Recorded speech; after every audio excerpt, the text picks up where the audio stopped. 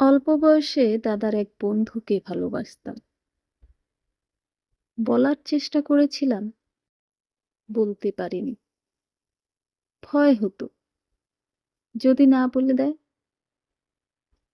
বিষয়টা নিয়ে প্রায়ই ভাবি, কি হতো যদি সাহস করে বলতাম। আচ্ছা, সে কি রাজি হতো? আমি তো দেখতে অতটাও মন্দ না। আমার প্রেম নিবেদন কি তার মন অব্দি পৌঁছতে পারতো? বড্ড মনে পড়ে ওর কথা। একবার ওর জন্মদিনে একটি গল্পের বই উপহার দিয়েছিলাম। বলেছিলাম, আজ রাতেই বইটা পড়বে। বইটার ভেতর একটা চিঠি দিয়েছিলাম। লিখেছিলাম, অনুপদা, তোমার একটা শার্ট আমায় দেবে? যখন একা মনে হবে, শার্টটাকে বুকে জড়িয়ে ধরে রাখবো। এই লেখাটা পড়ে যে কোনো পুরুষই বুঝতে পারবে, চিঠি দেওয়া মেয়েটা তার প্রেমে হাবুডুবু খাচ্ছে।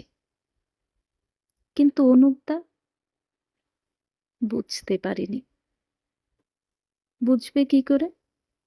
হাদারা কি প্রেম বোঝে নাকি? সে পরে আমায় বলেছিল, বইয়ে একটা চিঠি দেখলাম, তুই আমার শার্ট চেয়েছিস? বললাম, হুম, চেয়েছি। অনুপদা বলেছিল, আমার শার্ট মোটে একটা। আচ্ছা ঠিক আছে, নতুন শার্ট কিনলে তোকে পুরনোটা দিয়ে দেব। হ্যাঁ, লোকটা এতটাই বোকা এবং সহজ সরল ছিল। এই জন্যই তো এত ভালো লাগতো। থাক, সেসব এখন স্মৃতি। আমি এখন বিবাহিত। এসব ভাবাও তো অন্যায়।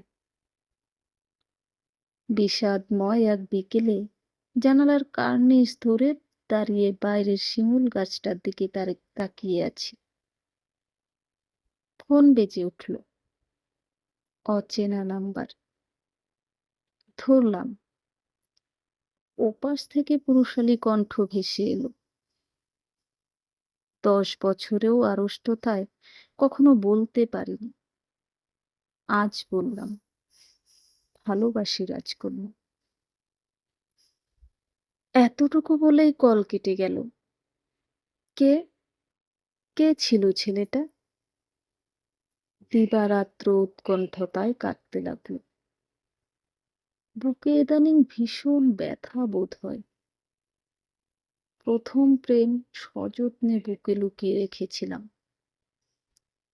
এখন সে বড্ড উকি দিচ্ছে।